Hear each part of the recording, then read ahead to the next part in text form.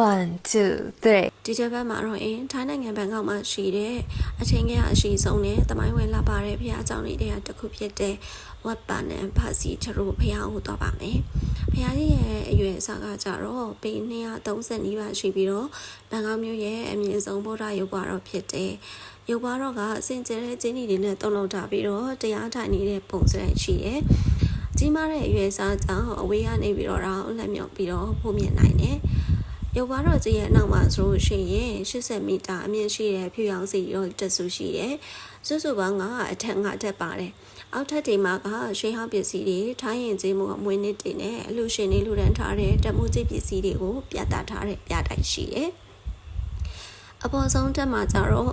အလွန်လှပတဲ့မြစိမ်းအောင်ဖက်စီတွေရှိပြီးဇီရီတော်ရဲ့မျက်နှာချက်မှာစက်ကြောရနဲ့ဗုဒ္ဓဝင်းတွေကိုတရုပ်ပေါ်ထားတဲ့အယောင်ဆုံးပကြီးကားတွေကလည်းအရန်လှပါတယ်။မြေကြောင်အတွင်းမှာလေးစီးရင်နဲ့ဗုဒ္ဓရုပ်ပွားတော်ကြီးကိုအဝေးကနေပြီးတော့ဓာတ်ပုံရိုက်ခြင်းကလည်းခရီးသွားတဲ့ကြားမှာရေပန်းစားတဲ့အစီအစဉ်တစ်ခုဖြစ်တယ်။ဟိုပွဲလေးကြနေတဲ့အောင်မှာဆက်လက်လေးစီးပြီးတော့ဒီလိုမျိုးရှိုးကင်းလေးတွေကိုကြည့်ရတာလည်းတအားကိုပဲစိတ်ချမ်းမြေ့စရာကောင်းတယ်။ဆက်လက်ကတော့တယောက်တည်းစီလုံးငါပြီးတော့တွားလိုက်ပါတယ်။စီလုံးငါတာကတော့ဘာသာစကားအခက်ခဲကြောင်းတယောက်တည်းလာတော့ကိုတစ်စီလုံးငါမယ်ဆိုပြီးတော့ပြောလိုက်မိတဲ့အတွက်တယောက်တည်းစီလုံးငါဖြစ်သွားတာပါရှင်။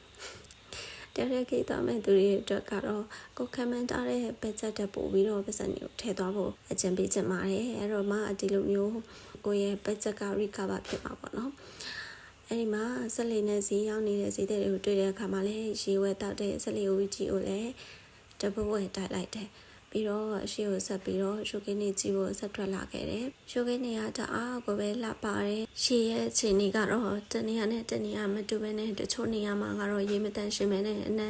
နေငယ်ဆိုတာတွေကိုတွေ့ရပေမဲ့ဖះเจ้าနာမှာတော့ရေကကြည်လင်ပြီးတော့တန်ရှင်းတယ်ဒီနေရာလေးကတော့ဖះเจ้าကိုမြင်ရတယ်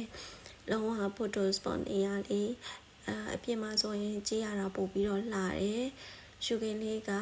စိတ်ကဲချမ်းမြေ့မှုကိုရရှိစေတယ်။ဝက်ပတ်နဲ့ဖျားဟောက်သွားရင်ဆက်လီစီပြီးတော့ဒီလိုရှုကင်းလေးတွေကိုမဖြစ်မနေကြည့်ပါလို့အကြံပေးချင်ပါတယ်။ဒါကတော့